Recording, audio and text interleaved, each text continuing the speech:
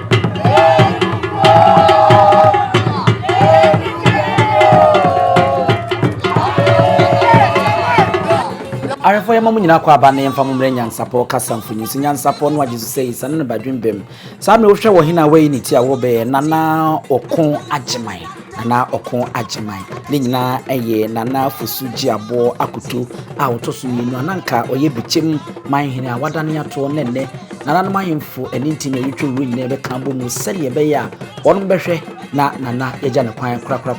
eninti ne nam so ama ahemfo eninti na ba ahema wo madu mu chomo be de wadi kan yi nana oko agyeman wono na asa egye ne tate.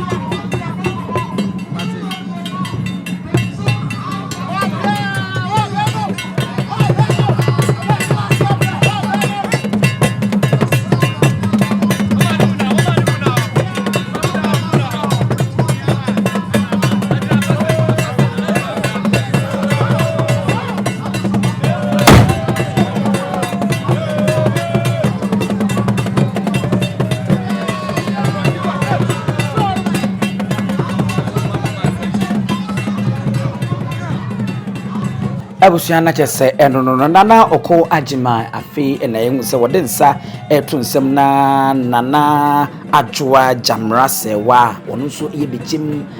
Hemaa wona ese de beka se preko pe eyi ni sini na so wo chiachia na chese wode afiri wode akontina na oko agima no guso a wabedu bedwa no mu a wodi enchia emre kakra nie ene beto dwase nana Fosu Gyeabour Akoto a otosumienu ananko ye Bechem Manhene wofra ne ntima wotintim enu ntima mpon hemani ena na ya asantoa wonu nyina edwoso Manhene wonu nyina ede wonu enmunyam aba beta akira ohimpon ena eda ho a enye ohinketoa enu ntina wo se ayemfo ense wonu botipen wonu nyina ebeka ebomu no omhwese ne ebe ya Manhene yi ebe no abrempo yi ye gya ne kwan kama eno ena mahu se ekoso ewo ntine yehi ahemfo eni ntine edwetwewu abrempo ekuni ewase a na yese enye nwanwa aha Nyansapo kasamfonyi no ani buso a waso buso a mutie bommoden na subscribe se de bia yesere mo no ya na wa share e de aka ho e de amaye na edi asantimi kakra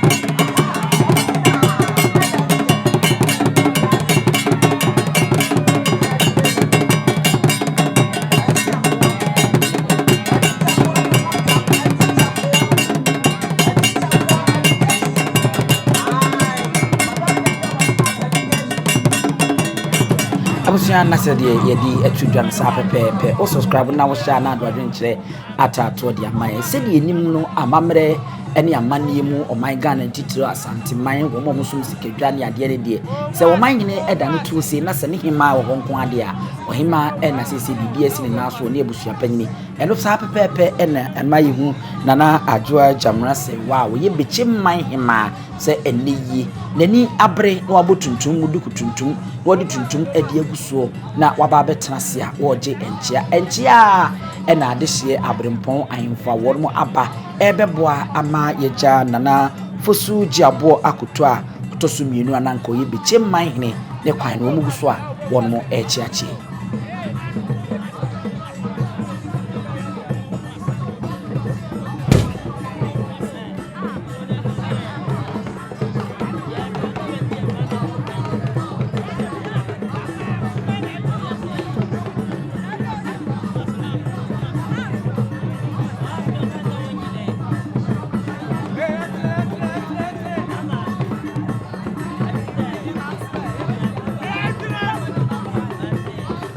sade akan ya mamre ni amane etie no sa pepepe nana oko agimai obrempo mu a bechia ewie wabetena sinti afei ene wo sese de hu no abusua no ba no mbema na kwa ba na afei amane bi wo ho a wo mu ani ni di sade yenim e wo yaka me man sa pepepe ene yehu sempepe ekoso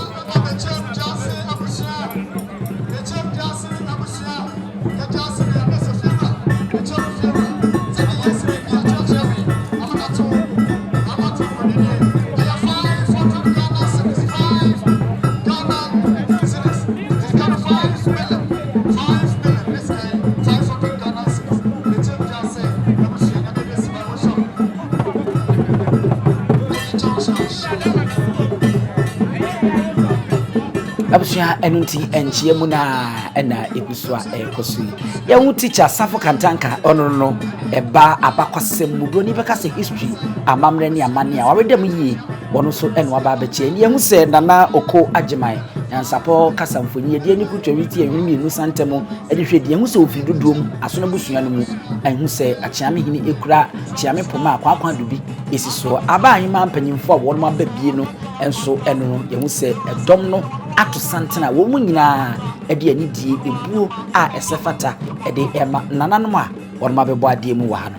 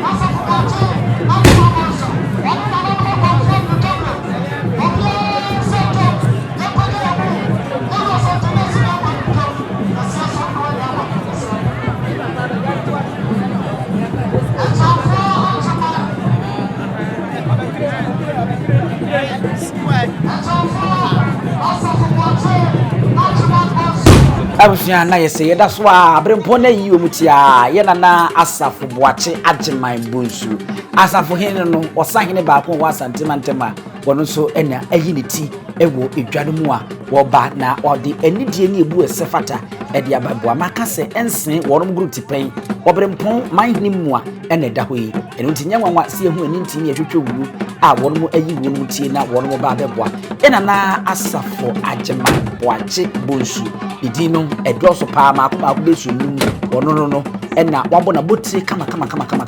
kura ni tuntum fita watu aguso afei wode nkapo ade agugu ne nsa ene na bakon na odibi atunko mu bema no bentwebo no ono so ayiniti ewo hanma eneye obeka na nanom ho na afei anidie ne ebu esefata etwato se de bia ye ka no de ama nana Fosu Gyeabour Akoto a wotoso minu nanka waye Bechem Hemaa ehene eno ena ye nse wabetena se dada na no ananso no kwasem ni ho ofeye pa wo bemma mu a ufiri asona abusuanim ntinye nwanwa se uhuna oso ewa eba itre bosi kama asonafo ye ne yegie ho saka nwe ne ka se sebie kroto asona ni a ne ho nya fempu no ena etese obi animu ti yede no kwasem ni ahofe ne yede adware yenye a yefiri duduo mu a ano tie enum ti ne ya hyenso de ene aboa kwakwa de bi emo ne nyina wona ho fe ya hweneti ko fe ene ne kada se de si dwa no asona wo nso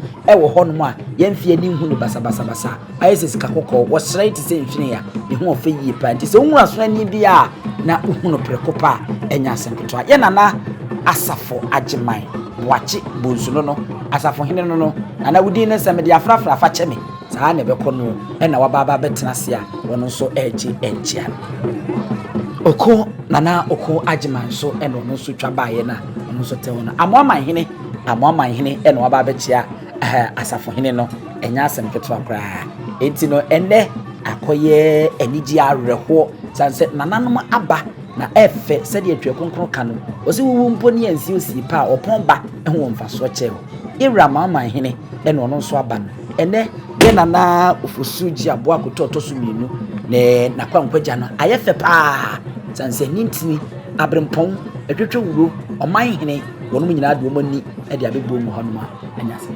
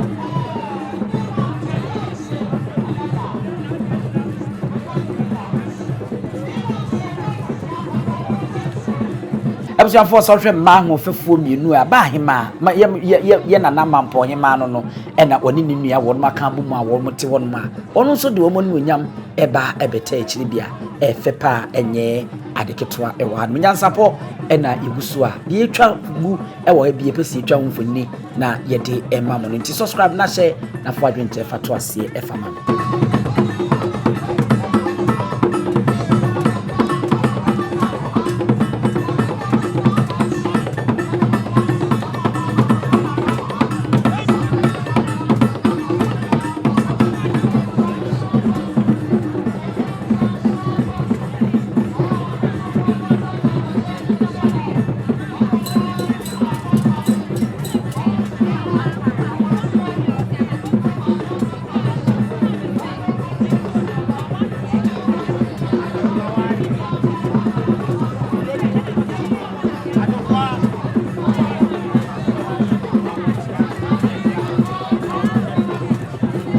abusuan yeguso a ye wa na okon agema no ira asafohene ma revi se asafohene se de mpanyimfo kan tewtu atewtuam otwen ankodwa no makọ se bie ko to santemanso nyuma no doso nyeni nyina na opemso de oti okrowie no obrawe nwoma so na sikadwa kofi ye na dwa no utumi adina ne kutwa wi tietia ne mpabo so tia ekopim ya se de aka no otwen anko no makọ ntino ye nana asafo boache agema bonsu wono ne neyie wotu ne se omra na omisi na nem se de ehunu na opie ya no oba majestically no saa na mabere ne tie se opemso antumi no otu bofo se bofo kwa oba ye gye ne te se opemso na eno ntina mu se yewura na woba edomatu santi di animu a mabetena se afei na akwa aba no eguso a ahemfo eni ntini ne adwetwe wura bempon ba yiyi ye ma na kwa aba sese bie krotu so otumfo na ankasa no oba ya eni die ni bu ese de ma no ede emana ma refi amamre mu no obu na nimtia eyo opemso ankasa ene obu na nimtia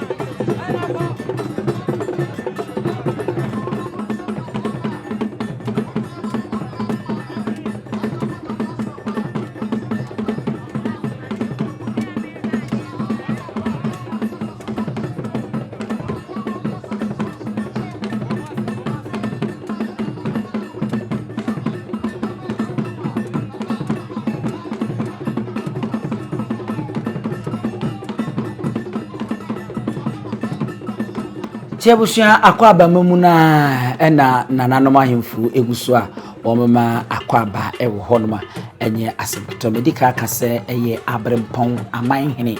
ahemfu okugudam adehye ene omanfo eyia sabi enye eyiketwa ene da hono achemu di achew se nana Fosu Gyeabour Akoto a otoso mienu na enka oyo Manhene obechim ne ntoma tentena wo fire mu okwa akura yi ene ne nam so amenne edom etwa ahia se yi na akoya abrempon a ye gya ne kwan fefefe ewo aha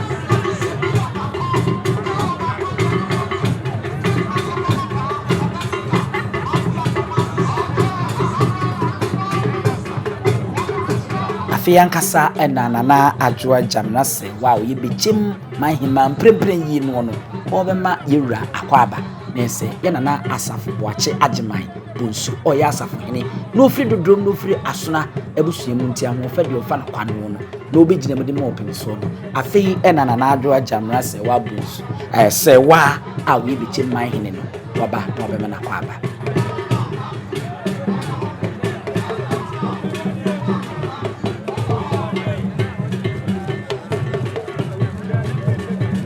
afei ɛna nana adwoa Gyamena sɛ wa Bechem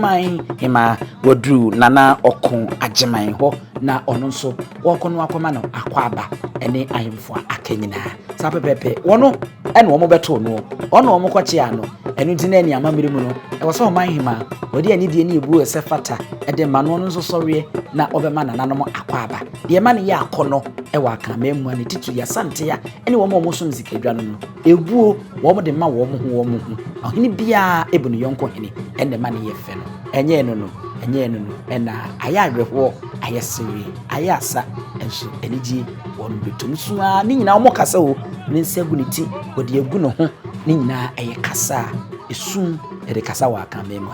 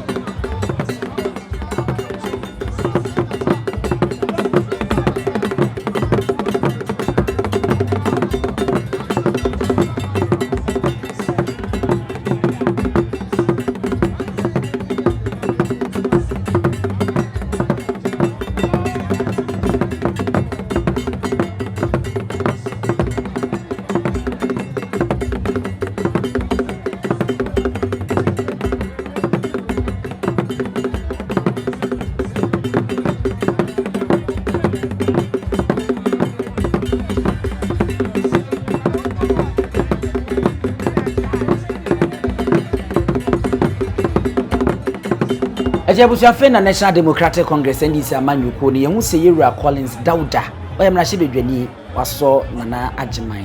ensem a wochia na fe ne yehu so mato santene na NDC amanyuko no nso de anidie ebre na nanoma bechia wo ma enti wonom saso a Collins Dauda ba wenum nyina wonom eya amanyuko no nipa wonom eguso a wonom echia ama nananom akwaba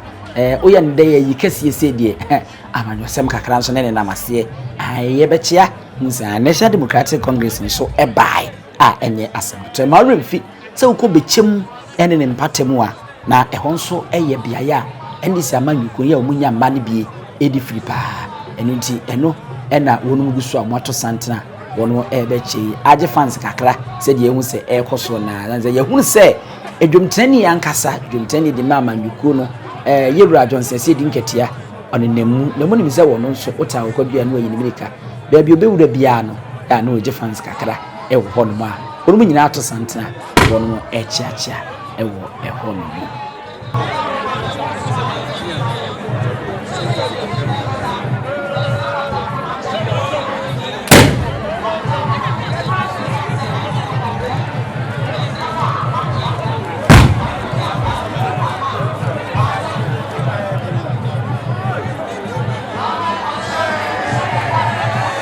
Tieguswa wonu nchienwi Appiah manugusa fena Johnson se dinketia na nkasa odene satu nsemu hwese de anije abanana enimu omose na oyobi asebe se nitie bia no ayese Rollins no wota ne se de anso bebi oba biduro bia no bonze ne dom etu di nechi empo bantema oba edom bi di nechi Johnson se dinketia eno no ese dinketia tuntum nyina captain wono ene mprempro yejumtani edemandisi amanyuko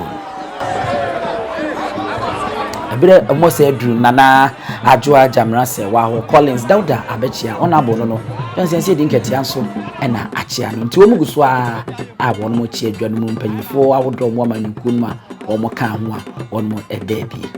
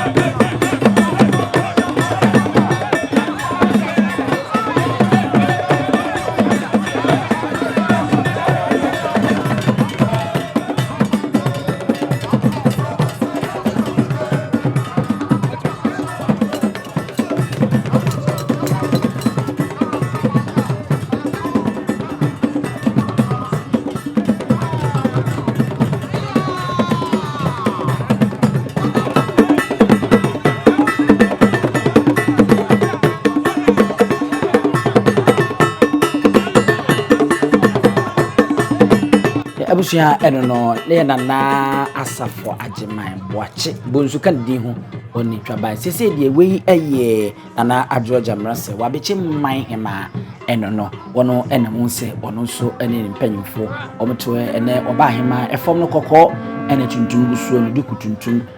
na address ne wafa ne ho simple nenso no akono yi a wode eye ne Manhene eyi machi odada se edurubire se di a yense Hemaa no ono na bibia bon kotodwum na niema esi ne naso oni abusua panyi no mahwe no mato so niema sa bebepe eni hu se ekoso ewo yi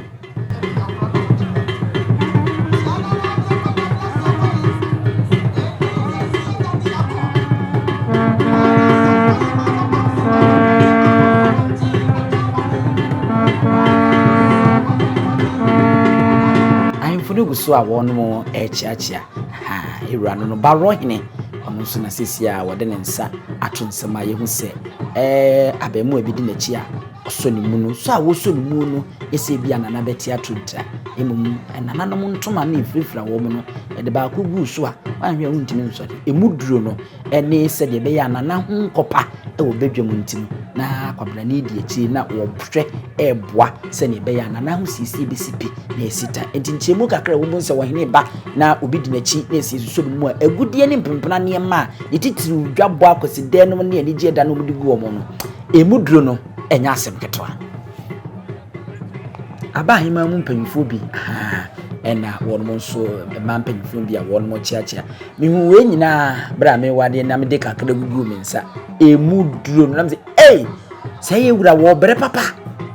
enya de ketwa ene so wo mo gugu wo mo nsa won mo nan ene won mo nko mu sa no tinmu nanan ma ya mo me mfa ni die ene ebu ase fata pamfa mo asa no ene edu mo me hwe kakra ni nhia bi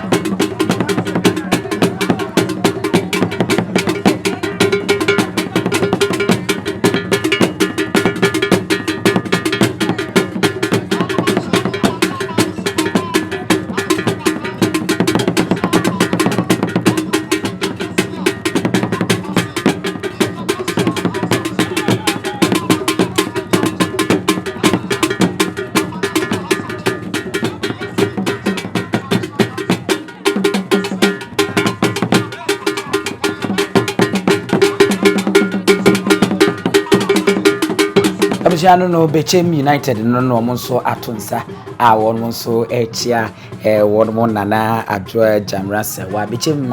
Hemaa won mo echia no ese de adri ya ekwedie enche nedwumati no ba be kwa wi ya no na eja ya soroso ne yakoma remfi se Nyansapo na ugusu a wohwe ya no subscribe ama me subscribe ne de hia pass onyo ya afi ade ba ko amesre wo ene se obegusu a no ahye videos no sanse yeye we no yeye de kira mamre obi kura nim se de obirempon bi wu ana wo bi wu a kwan ye fa so na yehwo enchia ne ne ekonyina no ikire mu se ya na ama obi nso a oye suko no ma o ma ya na de onim no ono nso ahu ti hye ne nchiri menye bi nhwe ne nyensa na ho ne anyira ye nchi ya mamre ne ho amane enu no se nyetie manse hine no wokọ ye friend say Santen ma ho a ono nko a ene bema owo sa akwanya na owura na himfie na otumi tena Santen ma enjen nti ba akọ ho no abusia de adredie enkradie se de meka ye na no ye de mu si ya ene kejebi ni asoroso na ye de akọ aye Nyansapo kasamfo ni midin ene abusia pani usu adumi ma mu nyina mo ene hwa waje ahene wa